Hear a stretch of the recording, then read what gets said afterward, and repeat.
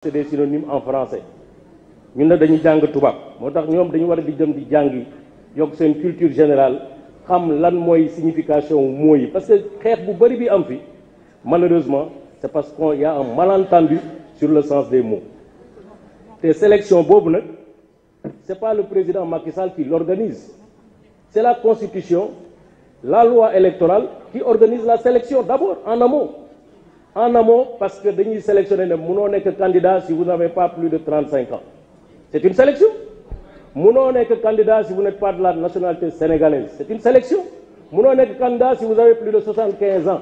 mënoo nekk candidat bu dee amoo quitus fiscal vous ne pouvez pas être candidat si vous n'avez pas la caution mais on a ajouté depuis 2018 vous ne pouvez pas être candidat si dans votre dossier de candidature vous n'avez pas des signatures qui représentent un certain taux sur le fichier électoral li ñuy def nii c'est pas nouveau dans la constitution du Sénégal l'article 29 existe dans la constitution du Sénégal donc je ne veux pas comprendre des députés venir ici contester l'article 29 c'est contester la constitution qui nous a amenés ici c'est contester le code électoral qui nous a amenés ici donc il faut du bon sens dans tout ce que nous sommes en train de faire malheureusement j'ai l'impression que certains ont perdu la raison au point que finalement ils font le focus sur une candidature.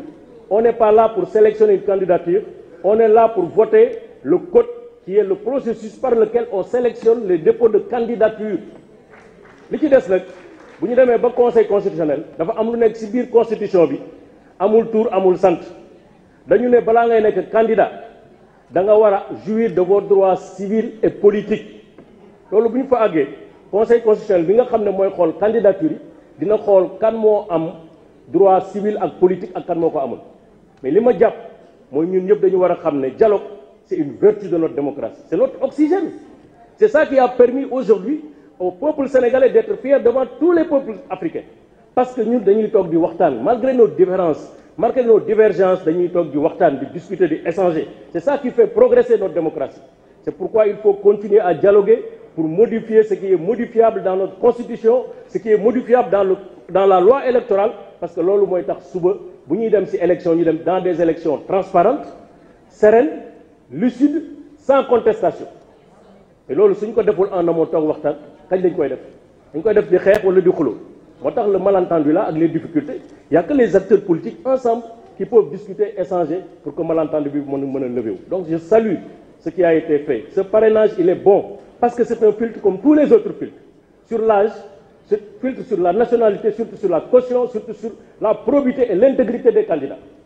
donc dañ ko war a def sinon on va se retrouver avec une multitude de candidatures et c'est heureux de baisser le taux parce que tey si tu fais un calcul très simple moi je suis très médiocre en mathématiques mais un fichier de 7 millions su ñu jëlee 70 000 par parrain on a un potentiel de 100 candidats donc tout le monde peut candidater mais nag nga nekk candidat tajoo fenn mënoo gagner commune mënoo nekk délégué quartier amoo dara nga bëgg a nekk candidat loolu dañ ko dul nangu Sénégal kenn du ko foye c'est une république te dañ ko doon ci sunu ay maam sunu ay mag Senghor président Abdou Diouf président Abdoulaye Wade tey Macky Sall suba keneen lay nekk yàlla moo ko xam mais ñun dinañ nekk candidat parce que dañuy remplir toutes les conditions de probité morale de dignité mais aussi on va avoir un candidat qui va répondre de ses droits politiques et civils ku ko deful nag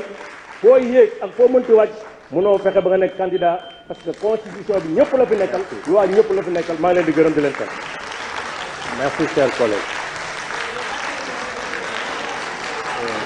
La liste des orateurs est épuisée. Monsieur le ministre, vous avez la parole.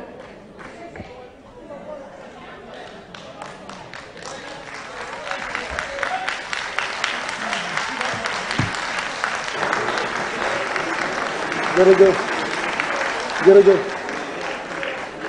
Je vous remercie. Monsieur le Président de l'Assemblée nationale, Monsieur le ministre, chers collègues, Mesdames et Messieurs, honorables députés.